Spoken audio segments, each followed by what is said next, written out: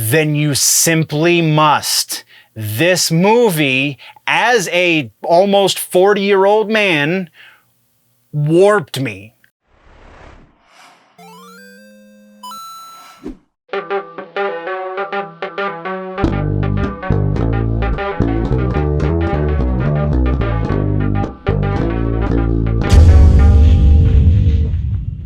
Hello nerds! In today's episode we are talking about a whole bunch more trailers that we have actively been waiting for, just got launched, as well as some rumors that, if true, could very well alter the entirety of the MCU going forward. So, let's get into the news. But first, we have housekeeping to deal with. This is just your ever so gentle reminder that we will not be doing a live episode this week nor next week because scheduling conflicts with other things going on, trying to get interviews and, you know, the day job.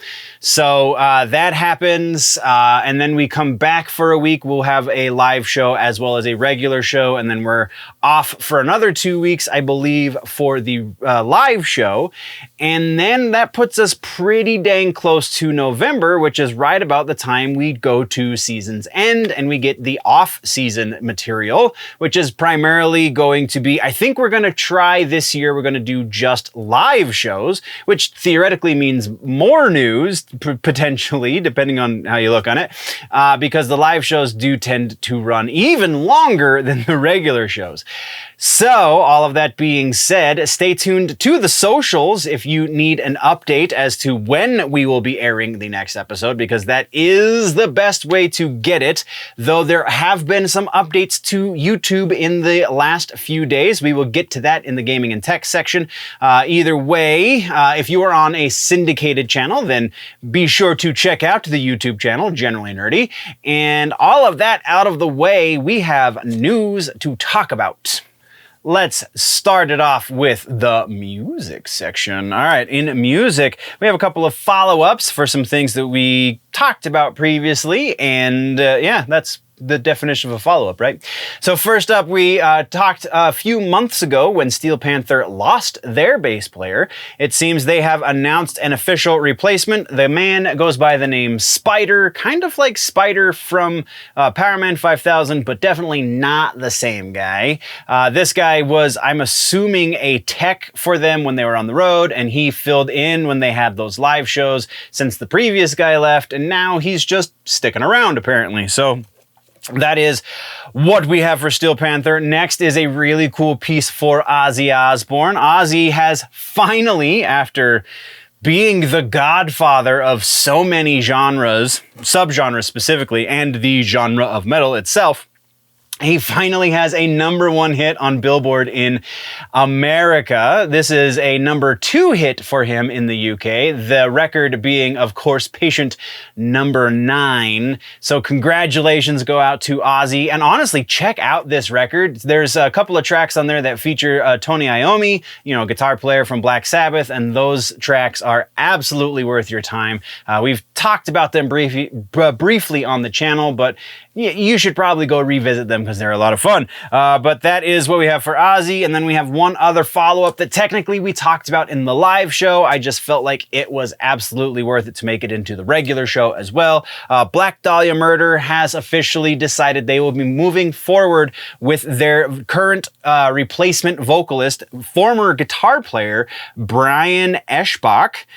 So he will no longer be playing guitar. He is now permanently going to vocals, and filling in for his missing guitar parts is a guitar player known as Ryan Knight. Ryan previously played with Black Dahlia, left not too long ago, and is returning now to play once again with the Black Dahlia. So that's pretty awesome. After the fundraiser show for past vocalist Trevor Sternad, this is going to be their lineup moving forward on tour and writing and such. So definitely looking forward to hearing new material with this new lineup from the guys over in Black Dahlia. That is what we have for follow-ups. No corrections. Let's move into new music. We have a bunch. We have a lot of stuff we're talking about in new music. So, Starting at the top, we are going with Smashing Pumpkins have released a new track. That track is called Beguiled. It comes from a new album that they have announced. The name of the album is Autumn. It's not spelled the way you think it is. A-T-U-M, super simple.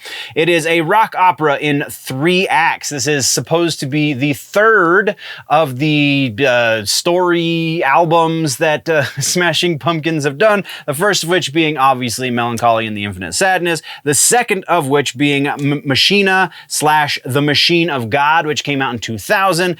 This record, again, is going to be 3 acts, so those 3 acts each have their own release date. So the first of the 3 is going to be 11 songs rather. All 3 of them are going to be 11 songs long. The first of which will be released on November 15th. The second will be released on January 31st, and then the third of which will be released April 21st. Also on April 21st is going to be a special edition that has all 3 of the acts as one full album, as well as 10 bonus tracks that did not make it onto the album proper. For reasons only Billy Corgan knows. But that is not what we're necessarily talking about directly. We are talking about Beguiled, the new song, the first single from this new record. If this is supposed to be a sequel to Melancholy and Machina, I don't see it. I don't understand Billy Corgan in many ways, let alone his artsy-fartsy stuff. And I mean, like, I understand artists usually. I can see the meaning and so on and so forth. Billy Corgan has been one that has always eluded my grasp. So I don't know. The track is okay. It's definitely not the best Smashing Pumpkins song I've ever heard, not by a long shot, but it's also definitely not the worst. So take with that what you will. I really don't know who this track is for, because what I know of the Pumpkins, they haven't been that for a long time. So I don't really know what a hardcore Smashing Pumpkins fan is looking for anymore, because the band has not been that for a long. I don't know. I don't know who to recommend this for. Check it out if you're curious, I guess. But we're moving on. Next, we're talking about Stillwell. This is the new side project, hopefully, for Fieldy, the bass player from Korn. Stillwell has actually been around for a little while. They released a new single. That new single is called Can't Stop Now. And, maybe you should. I mean, I know that's probably a trite joke at this point with stuff like this, but I don't understand why this is taking over Fieldy's focus when it sounds like he still wants to be a part of Korn. Korn is a much better band. Even modern Korn is better than this. This is not a recommend for really anybody. This is mediocre at the absolute best. All actuality, this is not a good track at all. And from what I have heard of Stillwell, this is indicative of pretty much their entire catalog. So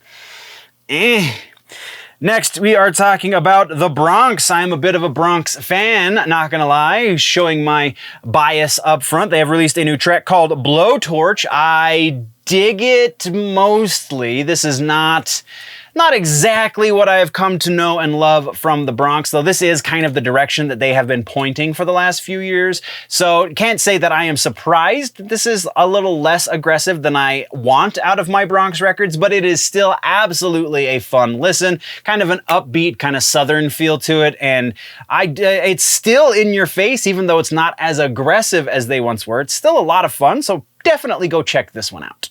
Our next new track is one that I honestly haven't listened to, because this is one that we will be doing. I'm going to be doing another batch of reaction videos very soon, and this is on the list to go be part of that. But Lorna Shore has released a new song in preparation for their new record, which I feel like they just released their last record. So the fact that they're moving into another one is actually kind of cool. I think it's great that they're trying to get as much material out there with Will on vocals, because their previous records each had a different vocalist. And when the the very last record before Will got on, when that one was released, the vocalist had been fired before the record was even released. So they don't exactly have the best track record with keeping vocalists for plethora of reasons, but it is what it is. And the new stuff with Will is great. I, again, can't really speak to the quality of this song because I've honestly heard maybe 10 seconds of it,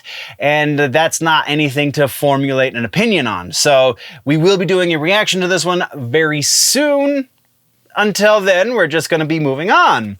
Our next one comes from Convalescence. This is a black metal or death metal band, I guess, technically. Some sort of weird, creepy death. I don't know. Convalescence. The name of the track is 79 Years. This video was filmed inside of Penhurst Asylum, and apparently that's supposed to be scary in and of itself. The visuals for the video are pretty lackluster. They're stuff that I would have really been into in middle school, but I'm not in middle school anymore, so I need a little bit more substance rather than just, ooh, look, guts and blood and things. And I mean, the track itself, the actual song, is a pretty solid, deathy, little black metal-y kind of thing going on. A lot of fun to listen to if you are into the aggressive stuff. This is one of those bands I definitely feel like takes themselves a bit too seriously, but they seem to be putting out some pretty decent music, so maybe go check it out. Definitely not the best example of the genre that they're trying to go for, but still pretty solid track nonetheless. Our final piece of new music for this episode comes from the immortal In Flames. In Flames have released this new track. It is called Foregone Part 1. It comes from their forthcoming record under a similar name. Foregone is the name of the record. The record releases February 10th, and this track is exactly what you want from new In Flames. This is solid Swedish death. It is melodic death, I think, is their technical subgenre, but I don't know. In Flames doesn't have a lot on the melody side outside of the musicianship. Either way, worth a listen. These guys are definitely a standard bearer for the genre, and I dig it.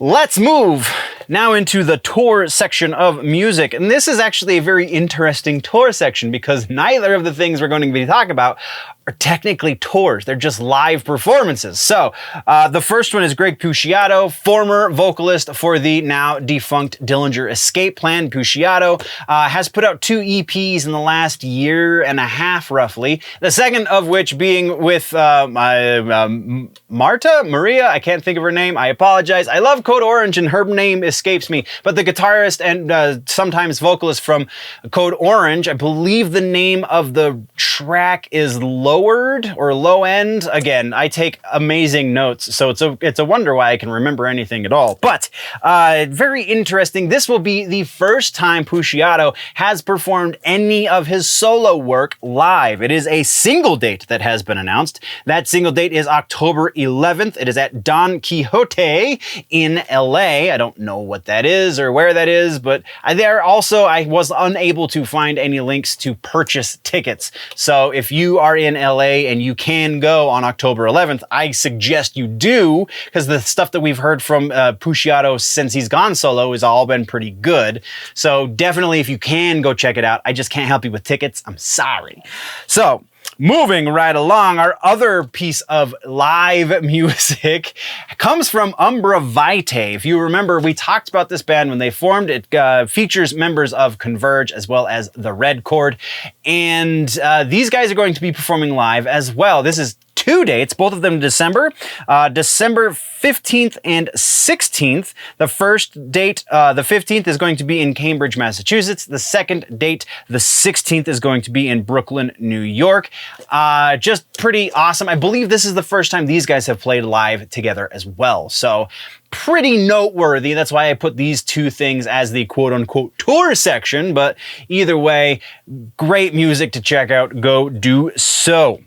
That brings us into regular ass news for the music section. Regular ass news, we're talking Blackbraid first and foremost. Blackbraid, I've suggested his record to you a number of times over the course of the last month or so, and now he's getting a little bit of time to shine. He's going to be featured on the Pulse of the Maggots podcast, hosted by Stave Puff Marshmallow, I think is what the guy goes by.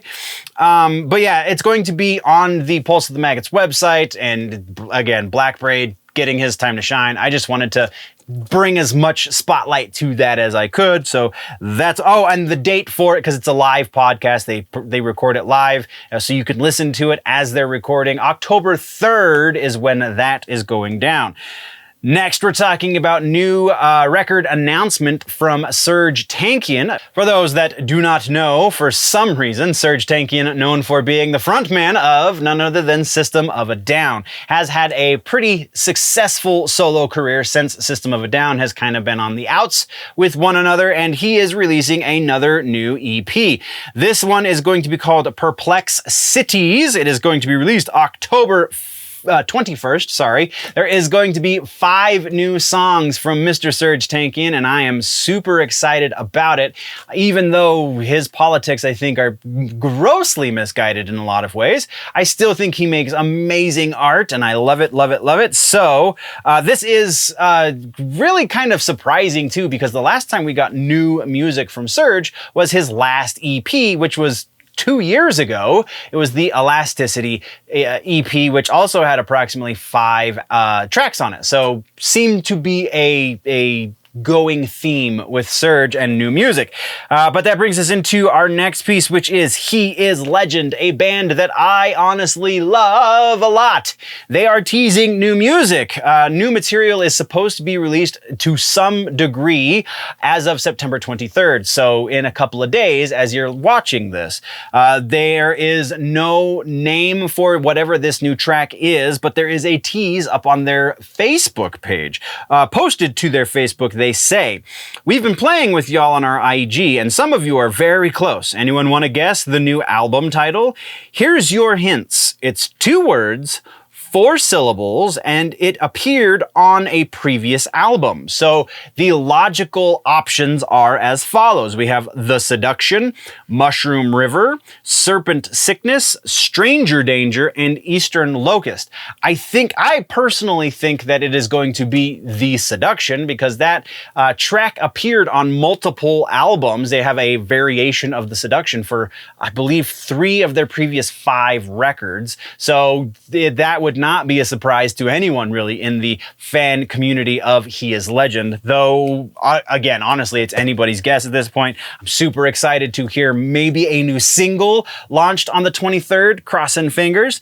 But that is all we have for regular ass news. So music suggestion for the week. We're sticking with the theme, man. He Is Legend. The record I'm suggesting to you is Suck Out the Poison. It is technically their 3rd album, though they want to distance themselves from the first album, so they count it as their 2nd album.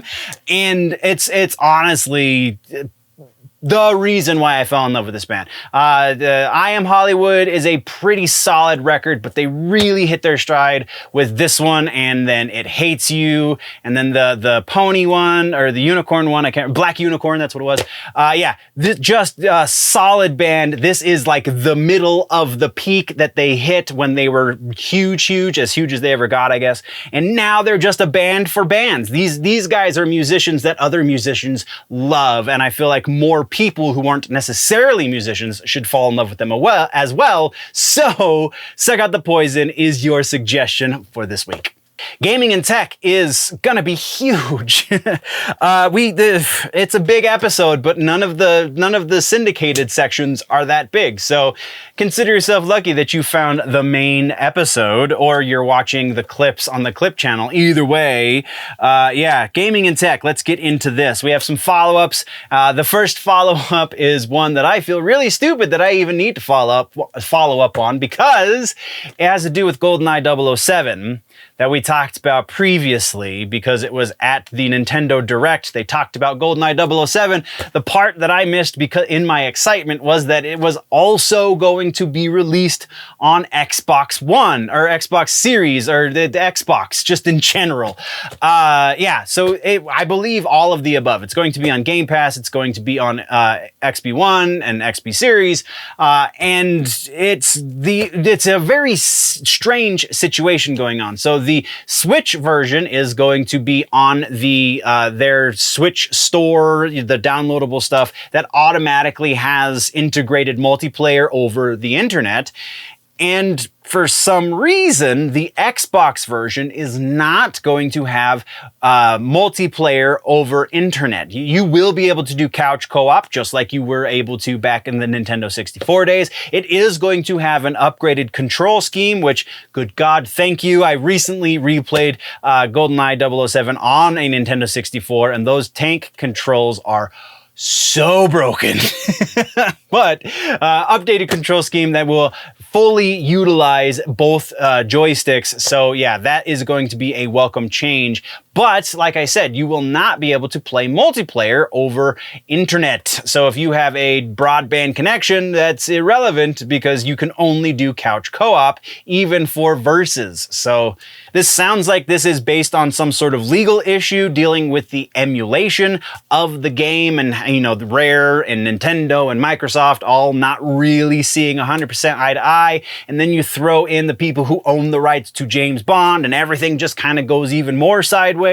So hopefully, once we see how popular the game is upon launch, then whoever is holding up this multiplayer situation will go, oh hey, maybe we can make even more money by doing this. And then they'll update the software accordingly. But as it stands now, that is what we've got. So let's move into our next follow-up. Suikoden is actually getting a remaster. Suikoden 1 and 2 both are coming to the Nintendo Switch. Konami did a thing finally that wasn't, you know, a pachinko machine, and the crowd rejoiced. Still no word as to whether or not we're going to see any sort of Metal Gear Solid remaster. Maybe that would be awesome. But as it stands right now, this is a step in the right direction. Never was a big Suikoden fan myself, but there are millions of you out there. It sounds like there is going to be definitely a physical version of this released. It sounds like potentially exclusively in Japan, and then maybe there's going to be a digital download worldwide. As that develops, we will talk about it, but either way, it is happening.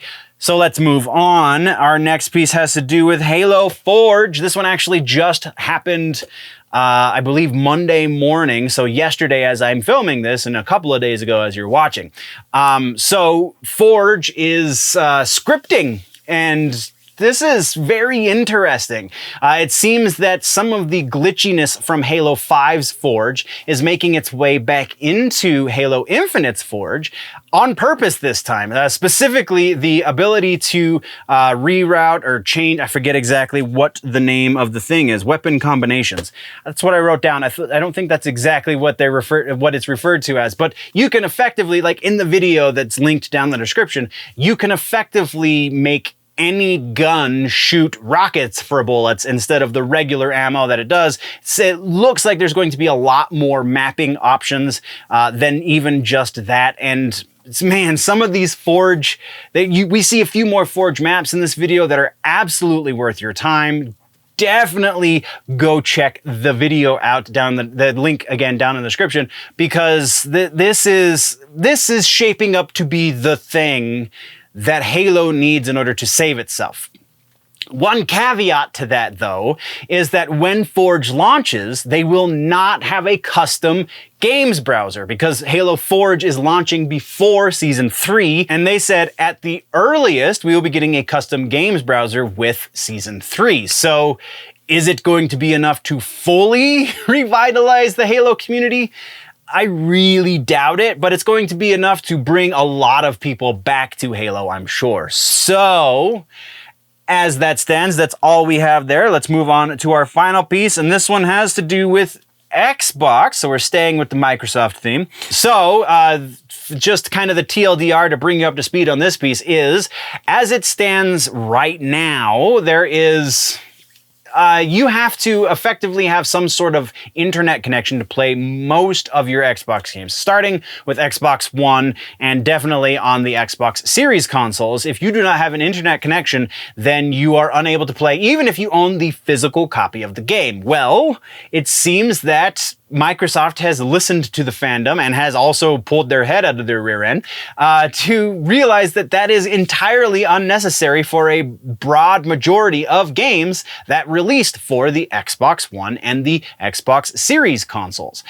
So if you own the physical disc, odds are, it sounds like there are still going to be some exceptions to this rule, but odds are after the main update for September, you will be able to play your disc, the game on your disc, without needing an internet connection at all. So if you live in a place where I used to live and the internet is garbage and you can't really connect very well at all, yeah, it's not going to be much of a problem unless you're trying to play anything on Game Pass, which I feel like should be obvious, or the Xbox 360 or the OG Xbox. If you're trying to play anything from those three Microsoft Xbox platforms, then you're kind of out of luck, because even if you have the physical disc for the 360 or the OG Xbox, that isn't where the game is loaded from on your newer Xbox console. So the way it works is that is effectively just a key, and then it downloads all of the information from the server to install it onto your Xbox. So the key is what you need to let it know that you own the thing. In order for it to verify that ownership, it has to run it against its database, which is on an internet connection. So it's pretty wonky, but that is what it is. Hopefully, I would imagine they are working towards this. Maybe not, though. Hopefully someday it will be the case for all physical media. If you have the key, it shouldn't need to verify it for you, but that kind of is what it is at this point. So that's what we have for follow-ups. We have no trailers, but we do have some news to get into. And the first one is kind of huge.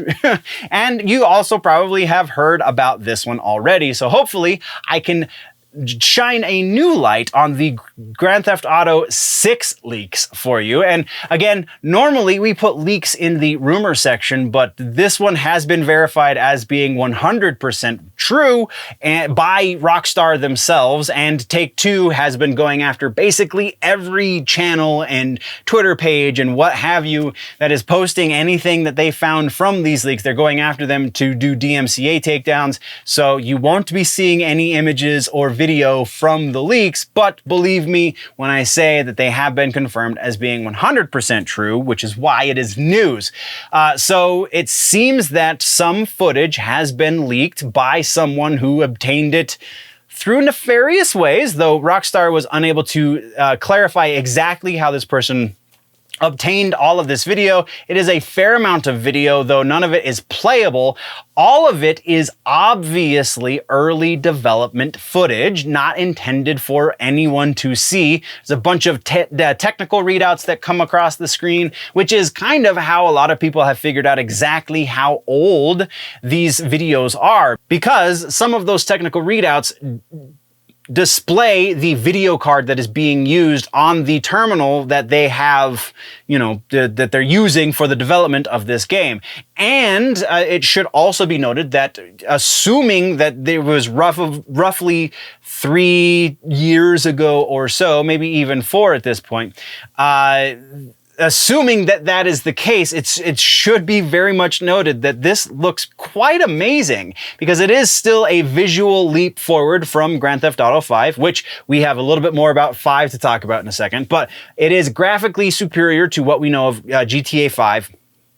And it's running on basically advanced PlayStation 4 hardware, because at the time when this video was taken, the PlayStation 5 hardware didn't really exist. So yeah, that's pretty huge. The other part of this leak has to do with source code from Grand Theft Auto 5. And most people are like, who cares? Grand Theft Auto 5 has been out for some time. Well, Grand Theft Auto Online runs off of a variation of that same source code. So the hacker, or whatever you want to call this person who has obtained said source code and videos, has said that they are holding this source code hostage and are trying to negotiate with Rockstar and Take-Two, Rockstar's parent company, for the release of the source code back to its owner, which does not seem to be a wise decision on this person's part, but who knows, because they're trying to get an audience with Rockstar, if you will. And if this does fully leak out onto the internet, the source code, then very well could be some crazy exploits on Grand Theft Auto 5. Gonna see Rockstar scramble pretty hard to fix it once that does happen, if it happens. So yeah, pretty interesting situation going on here. Again, Rockstar has acknowledged that this is 100% accurate and that they are doing their best to finish the development of the game in such a manner that it will be the best version of the game possible at launch. I don't know how many people actually believe that last part, but that is the official statement from Rockstar. So let's move right along. Our next one is another 100% confirmed leak. This time, Diablo 4. Again, more video footage of the game. It is releasing rather soon. So this time it seems like the leaked footage has come from Discord.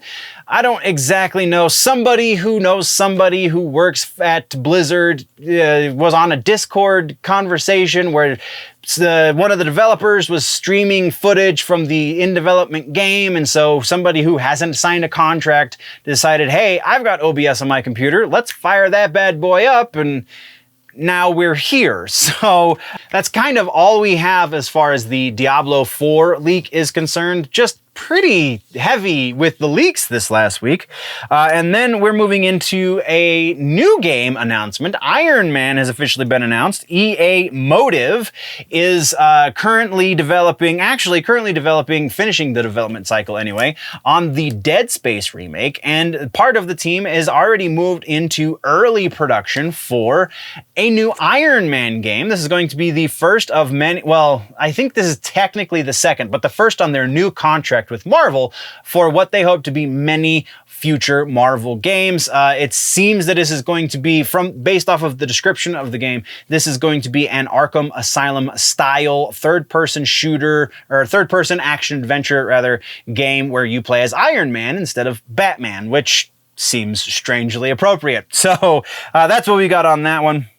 Next is the biggest piece I think we have for gaming and tech this week, and it is YouTube. So this was actually started out as a rumor, so rumor confirmation to an extent, because the rumor was a little more forgiving here, but started as a rumor that YouTube was going to be changing up the way their partnership program worked. The rumor initially said that potentially they're going to be slicing in half the expectations as a means to lower the barrier of entry into the partnership program. But that does not seem to be the case exactly. So we have a number of things. First and foremost, we have a focus on YouTube Shorts. So for those creators out there who are focusing on Shorts, you can now officially be rolled into the partner program in order to monetize your channel, even if you just make Shorts. The way that works is as follows. So normal channels that focus primarily on traditional videos or long form videos, I guess they're being called these days, those channels have to have 1,000 subscribers and 4,000 hours of watch time over the course of the last 12 months. Well, if you are a shorts-based channel, you also have to have 1,000 subscribers, but the watch time part is a little bit different. You have to have 10 million views over the course of the last 90 days. So I feel like that number is a little high. I don't know. Maybe that's just me because it takes a lot for me to get a few thousand views on my shorts, but that's just me, I would imagine. But the other part of that too is shorts will get you a 45% cut of revenue, whereas ad revenue. Whereas if you do, again, traditional video style, the long form videos, you get 55% cut of the ad revenue. This is irrelevant if you use music in your shorts or not. That is just the way shorts will be monetized. Also to be rolled out soon-ish is going to be something that they're calling Super Thanks, which is effectively just a tipping program for YouTube Shorts. That's all we really know about the Super Thanks. So let's move into the second of 3 parts for this YouTube announcement. The next part comes to mainline YouTube partner program, the people who do the long form content like myself. Those creators are going to be receiving an announcement, quote unquote, soon. What that means, who knows? But I mean, so soon could be next week, could be next month. We don't really know. But so soon we are going to be getting updates on the partner program. What is being reported is that the updates are going to surround new lower requirements for features like super chats, stickers, channel memberships, etc., which they're kind of rolling all of those things into one thing called fan funding. So you're not going to be getting ad revenue, but you will be eligible to receive direct tips and such from your viewer base. So that's pretty cool as well. And then the third part of this is the YouTube creator music area of your creator studio. Creator music is going to allow users, on paper at least, it's going to allow users a way to use music in their videos without receiving the dreaded copyright strike.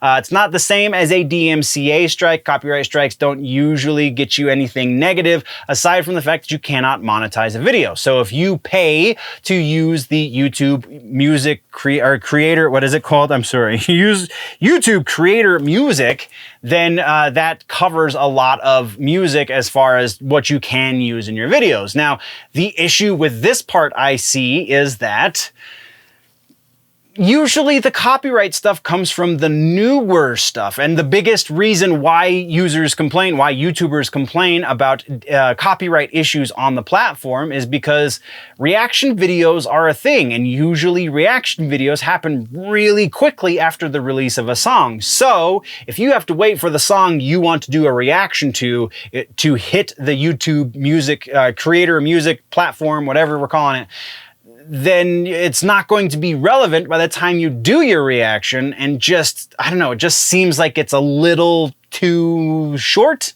But we won't know that. It's supposed to be rolling out again soon. So could it be tomorrow, could be next week. We won't know until it happens.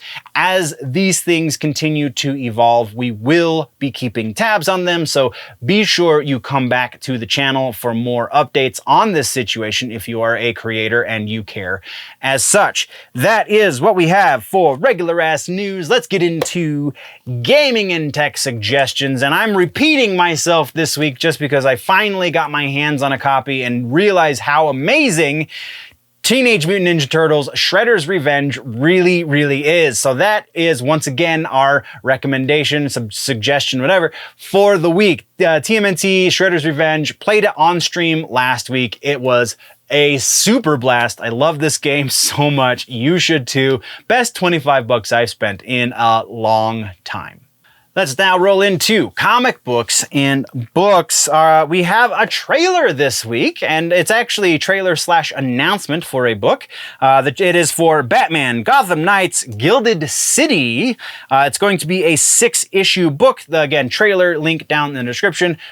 I'm interested. It's a prequel book to the Gotham Knights video game that is coming out very shortly. It is going to be written by Narcisse, illustrated by Abel, and cover arts will feature Greg Capullo on all 6 regular issues. There's going to be variant issue covers by Yannick Paquette, Christopher Metten, Jim Lee, and Scott Williams.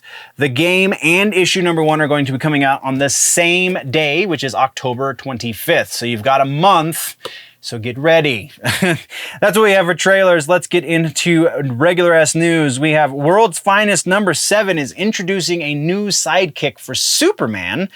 Boy Thunder. Seems like we're borrowing a little heavy from Mortal Kombat, don't you think?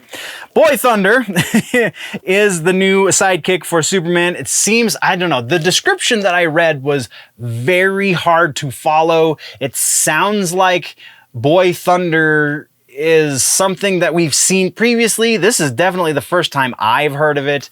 or heard of him, I guess is more appropriate. And very potentially, he's only going to be in Batman Superman World's Finest #7.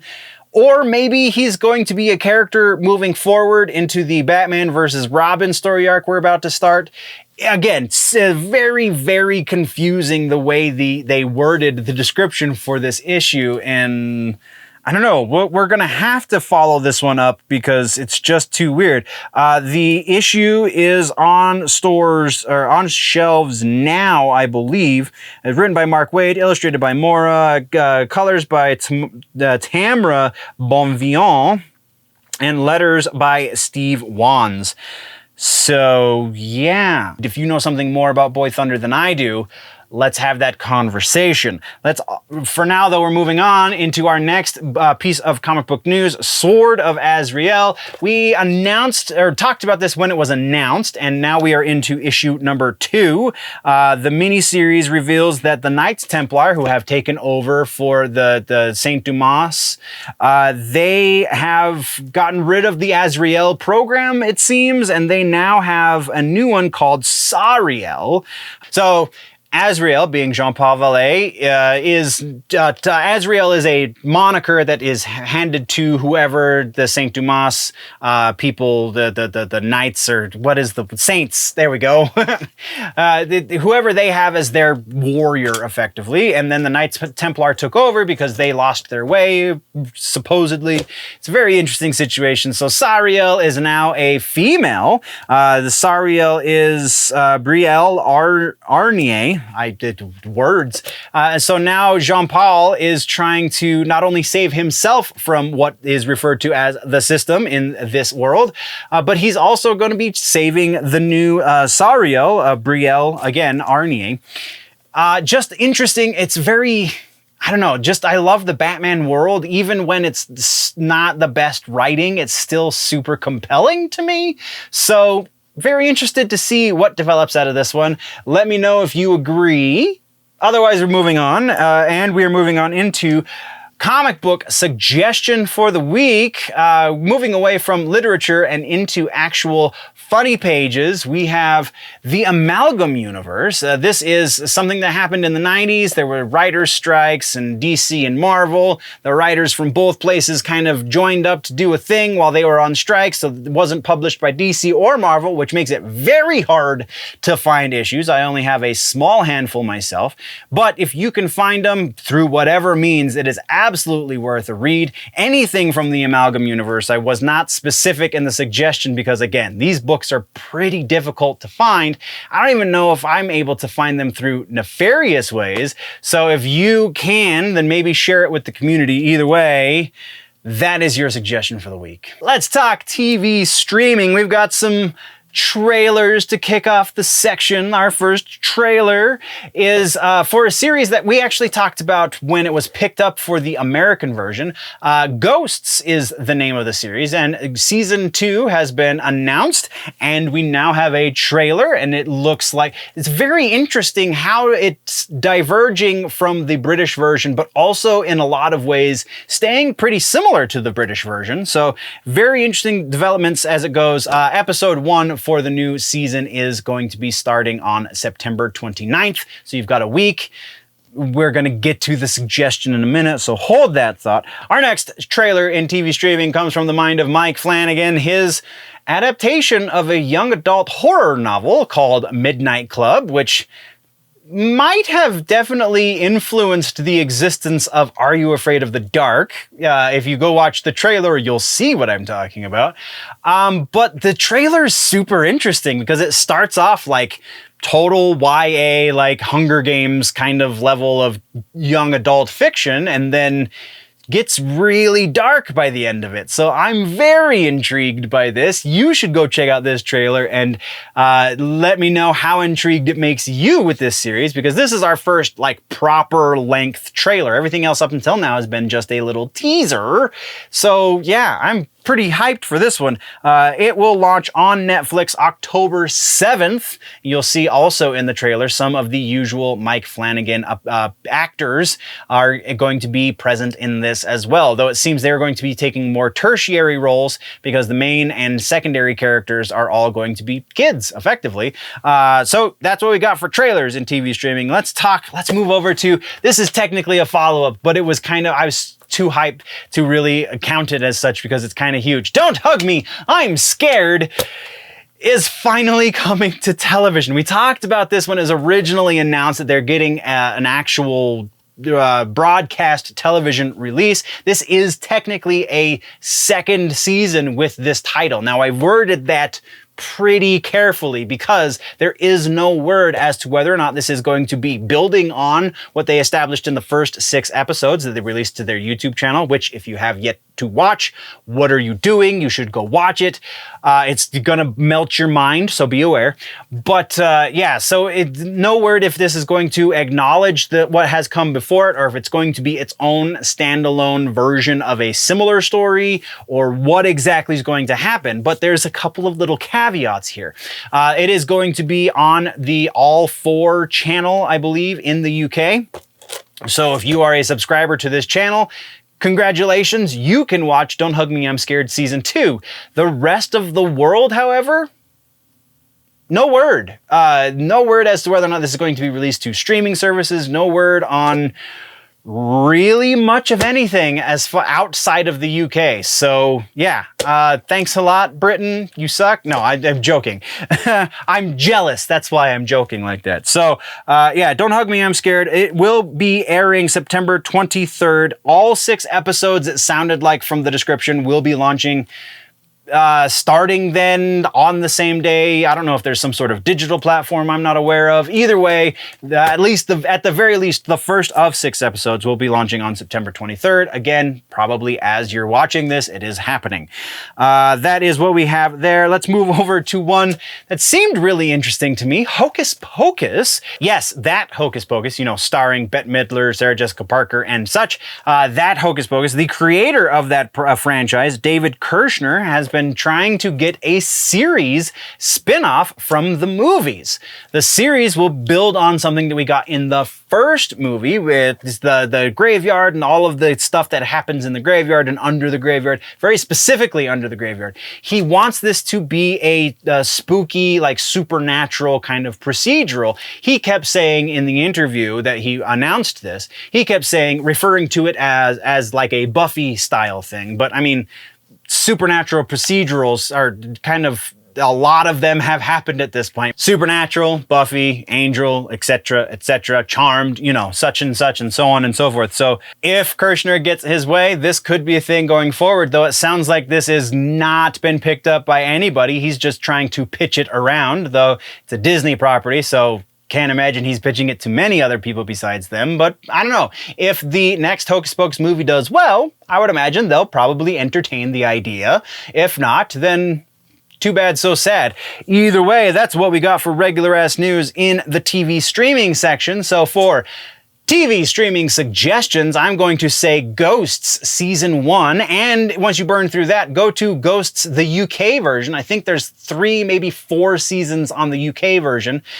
It's worth your time. It's funny, it's supernatural, it falls in line with our Halloween theme that we're doing throughout the month of September and October, so absolutely, I dig this show so much. I kind of prefer the UK version to the US version, though the US version is very fun as well. There's just a lot less episodes for the US version. Either way, go watch Ghosts. UK, US, you pick. Movie section is the smallest section of the episode. We're gonna burn through this one real quick, so join me, won't you? First up, we have a couple of trailers. The first trailer is one that I kind of was flying a little bit under my radar, like I was vaguely aware of it, but now that the trailer has launched, this movie seems like it might be something worth our time. Dahmer, featuring Evan Peters and Niecy Nash. just got its first trailer or actually no, I think this is the second trailer. This is the first trailer I've watched. Second trailer, first proper length. I think the last one was a teaser. I'm way too hung up on this part. Either way, it will be on Netflix September 21st. So again, as you're watching this, it's on Netflix. You should go check it out because Evan Peters is kind of just always a win. Niecy Nash, about 75% of the time is a win, but Evan Peters is always a win. Go check it out. Our next one is the long-awaited Hellraiser teaser, Hellraiser trailer, proper length trailer. We got a teaser last time we talked about this. This time we actually see our new Pinhead in action, hear the voice, and see the stuff. That's done a lot for my interest in this new movie. Hulu, October 7th is when it is going to be on the streamings and the things, so you can go watch it yourself. But the trailer is linked down in the description and is totally worth a watch. If you are into Clive Barker horror just as a general statement, then you should be checking this out anyway. If you are into strange horror, not exactly Lovecraftian, but man, sometimes it's borderline, then this is definitely worth a watch too. Or just, you like horror movies, then obviously. I don't know if this is going to be one for the newbie to the genre because Clive Barker's pretty dark, but if you are adventurous, then go check out this trailer. If the trailer has you intrigued, the movie launches October 7th on Hulu. Let's move on. Next, we are talking, and this is the only piece of regular-ass news we have for this episode. Woody Allen. Woody Allen said some things in an interview that apparently got misinterpreted because everyone was reporting that Woody Allen is going to be retiring from making movies because he grows tired with the new platforms and the way movies are made these days in order to go straight to streaming or pretty damn close to straight to streaming. He's just not a fan of the current situation for the industry. So when it was reported that he was going to be retiring, his people reached out to all of the outlets and said, no, you guys misunderstand us. He just doesn't like the way that movies are released anymore. That doesn't mean he's going to stop making movies. Though the vocabulary they used in their official announcement, unannouncing the thing that they never announced before, still kind of makes it sound like Woody Allen wants to retire from making movies. So, I don't know. This is going to be very interesting. We'll be keeping tabs on this for sure. And if it's probably going to be a year or two before we get an official word. Yeah, I think Woody Allen's done. Either way, it's worth noting because, I don't know that there's been a more prolific filmmaker ever in the history of film. So yeah, that's substantial on either side of this announcement. It's going to be a substantial thing nonetheless. So that's our entire section. So let's get into movie suggestions. Again, Halloween, we're talking about scary movies for the next 2 months, and this one is one that is going to warp your brain. Hereditary is the suggestion for this week. If you have not seen A24's magnum opus, then you simply must. This movie, as a almost 40-year-old man, warped me. Definitely sat in the back of my mind, gnawing at my brain for weeks after I saw it. This movie's intense, and you need to go watch it. That is your movie suggestion for this week. So that brings us into the rumor mill. Rumor mill is actually fairly healthy for this episode, so has me a little bit more excited going towards the end of the year. So first up, we have some news sources around rumors that we have previously talked about. The first news source has to do with Black Panther video game. In the gaming section, we talked about EA Motive, and they're doing the new Iron Man game. This is official, and if you remember, we were talking in that section about how EA Motive is excited going forward with their new contract with Disney Marvel to make more games for them. So that has led the rumor mill to say, well, then that Black Panther game that we talked about previously is going to be developed by none other than EA Motive. Well, this is rumor based on rumor because the Black Panther game is still technically a rumor. So we can only go up to 50%, but it stands to reason that they would potentially be the ones tasked with doing this, though if that's the case, then that's not going to happen theoretically for a number of years, potentially 2 to 3 years at the earliest, because they already are working on Iron Man while they finish up Dead Space. So they've got a lot on their plate. So I don't think we're at the situation where they would be making such an announcement, nor would they be announcing a game 5 years down the road on purpose. Because it's happened before that games that were announced, you know, a decade ahead of time, but that's because development is a bitch. So it just doesn't make sense that they would purposefully announce something that is that far out. So I'm going to drop this one down below our 50% likelihood and say this is right about 40%. The EA motive is going to be working on the rumored Black Panther video game. Our next our next news source on Old Rumor has to do with the Hulk. We've talked a number of rumors about the Hulk, and this one kind of brings 2 or 3 of them together. So the rumor goes on to say that World War Hulk, the movie that is rumored to be happening, is going to feature many different colored Hulks, one of which is going to debut in the Captain America 4 New World Order movie. So those are our 2 primary new bits to this rumor, is that World War Hulk is going to have multiple Hulks, and one of those multiple Hulks is going to premiere in the Captain America movie. So World War Hulk is not 100% officially going to be happening because, you know, rights are weird with the Hulk IP as far as like Universal gets involved in there. And I think they might have reverted at this point, though I could be wrong. I could be misremembering that. So I might be going on about nothing. But assuming that's the case, we do know at the very least that World War Hulk has not been announced, which means we can only go up to 50% on any of this. So I think that's where we're going to go, though, because that makes sense. World War Hulk implies that there's going to be a large scale something because world is in the title. So yes, and they're very likely not going to be going with much, if anything, from the comic book version of that story by the same name. They're going to do their own thing, much like they did with the Infinity Gauntlet. So yeah, I would say that 50% likely, because that's as high as we can go, that we're going to have multiple Hulks in this movie that may or may not actually be happening. And then going on to say that one of those Hulks is coming from Captain America seems a little bit of a stretch.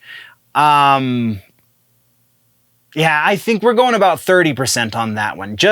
I don't know, just seems like there's a lot of straws on that end and we can't really grasp them all. So that's what we have for new sources. Let's move on to new rumors. We have Ms. Marvel Season 2 being greenlit is our first rumor to attack. I would be very surprised if this did not get greenlit for a number of reasons. Not because it did the best as far as ratings go, but it definitely checked a lot of boxes as far as the social issues that Disney is trying to make you aware of these days.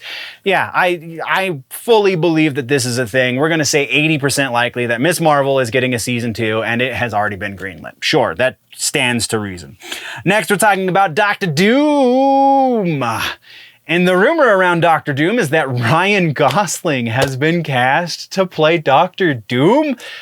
Victor Von Doom is going to be one of the prettiest men in the world. How does that work? Yeah, I think this is fun to consider. I don't think this one really holds a lot of water just because Gosling has a number of other projects on his plate. He's a fairly busy man, and also I really don't think we will ever see Gosling in the MCU. That's just, though, to kind of counter my own thought, I never thought we'd see Christian Bale in the MCU either. I thought as close as he would get to that was DC, and now he's in Marvel, so who knows. But I don't know, something about the nature of Ryan Gosling's acting choices and movie choices to be in does not strike me as a man who's really chomping at the bit to be in the MCU. So I don't know, I feel like Ryan Gosling, Dr. Doom doesn't work on a lot of levels and puts us at about 30% likely that we will be seeing such a thing. Next, let's talk about Captain America 4. We have 3 different rumors to tackle here for Captain America New World Order. First up, Tim Blake Nelson is said to be reprising his role as the leader. This is not rumor. This is news. We already know this is happening. He was the leader in the Edward Norton Hulk. He is going to be coming back. The rumored part of that is that he will be the leader again. That's pretty freaking likely. We're looking about 99% likely that he will be the leader again. The big rumor here, though, is that he is going to be the primary antagonist for Captain America 4. I don't know. This one seems like, I don't know, possibilities are really endless. This comes from a really solid source, so that automatically bumps it up 10%. We're looking at about 60% likelihood just based off of that information alone. And I think that's as much as we can go on, is the solidness of the source, because I don't know, there's not a lot about this that screams accurate to me aside from who's reporting it. So let's move to our next one to do with Captain America, and that is Carl Lumbly is going to be returning as Isaiah Bradley, the Patriot, who was in Falcon and the Winter Soldier. He was the older gentleman who was the other captain. He was the black cap back when he was younger, and now he's wheelchair bound, if I remember correctly. But also the guy who was the new Falcon, also in Falcon and the Winter Soldier, is going to be returning for this movie as well. Both of these very much stand to reason. The Patriot one comes back to me from a number of sources.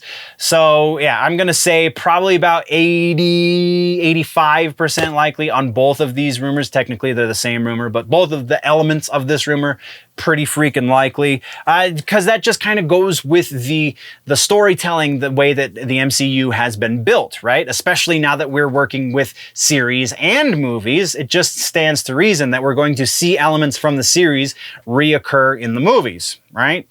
So, and then our third rumor dealing with Cap 4 is that we're going to see more than just the one. Remember, we talking about that Hulk rumor a moment ago. We're going to see more than just the one Hulk in Cap 4. Again, this seems, I don't know why this would need to happen.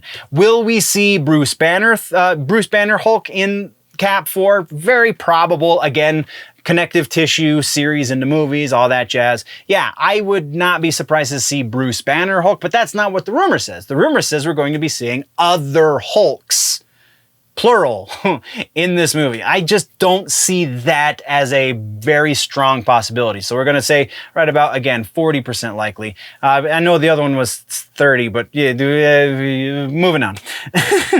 And then we are moving into Shang-Chi. Shang-Chi sequel is looking at a 2025 release date. That's the first part of the rumor. The second part of the rumor is that Destin Daniel Cretton, I got his name backwards, is going to be directing it, which is significant because we already know that Destin Daniel Cretton is going to be directing the Avengers Kang Dynasty movie. And so if Shang-Chi 2 and Avengers Kang Dynasty are going to both be coming out in 2025, then that means he's going to effectively be filming at least large chunks of both movies at the same time, which leads us to the third part of this rumor, and that is that these two movies are going to be very closely related.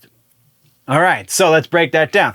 Shang-Chi 2 happening, sure. 2025 sounds reasonable. 80% likely that those two things are happening. Destin Daniel Cretton directing.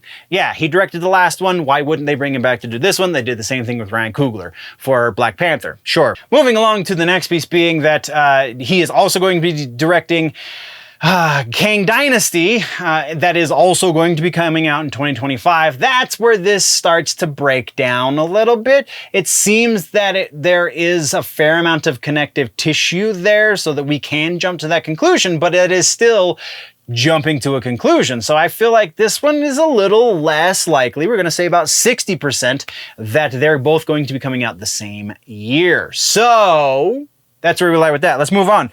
Next, we're talking about the MCU as a whole. There is a new report that says that the cosmic weapons, those being specifically Shang-Chi's rings and Kamala Khan's bangles, and potentially even the Black Knight's Dane Whitman's Ebony Blade, those are going to be the key in the conclusion of the multiverse saga.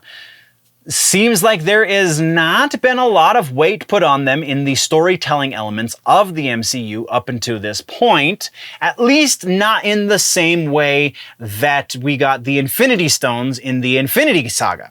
So, being as that is the parallel that the rumor is trying to make, that these are going to be just as important as the Infinity Stones in the Infinity Saga, seems like that doesn't necessarily match up, because we've only heard about Shang-Chi's rings in the Shang-Chi movie. We've only heard about Miss Marvel's bangle in the Miss Marvel series. We would be hearing about these things in other movies and series and such if they were that important like they were in the Infinity Saga. So, I don't know, this doesn't seem super reasonable. Again, comes from a pretty great source, so I'm not going to go super low on this. I'm going to say about 50% chance that it could go either way. It's a 50-50. Let's move on. Our next one has to do with Secret Wars directly. This one is kind of two rumors as well. First one being that the story of Secret Wars, the movie, is going to be taking place on Battleworld from the comic books, which means it's not going to be as pivotal to the entire rest of the MCU as people are wanting to think. And then the second part of this rumor is that Ryan Coogler is going to be directing the Secret Wars movie. I don't know. I feel like Secret Wars, if you have a series that is going to it's going to culminate into a movie, it would be a little more a little more pivotal for the rest of the MCU, because you're going to spend a season of content building into a potentially 3-hour-long movie, only to have it be relatively inconsequential. It just doesn't add up there. So I'm going to say about 40% likely there. As far as Coogler directing this, I don't see why not. I'm sure he signed something like a 5 or 7 movie deal with Marvel Disney. And so, sure, no reason to not believe this. Let's say 75% likely Coogler will be directing the Secret Wars movie. But there's a bunch more stuff to talk about. We got more rumors, we got more trailers, we got more news in older episodes. We've run out of time, we've run out of stuff for this episode, so if you want to join the conversation more, then you're gonna have to do it in a previous episode, which the stuff should be popping up to the side of my face any moment now. Then you can click or tap on the boxes to do that. Don't forget to subscribe if you haven't already. Let the algorithm gods know you like what's going on here on the channel by giving a thumbs up or down, I don't care. And you know, just do the thing and all the jazz, and I appreciate your faces, nerds. We will see you next week. Again, no live episode this weekend. Thank you very much, nerds. Before we go, always remember that if it's generally nerdy, it's probably here.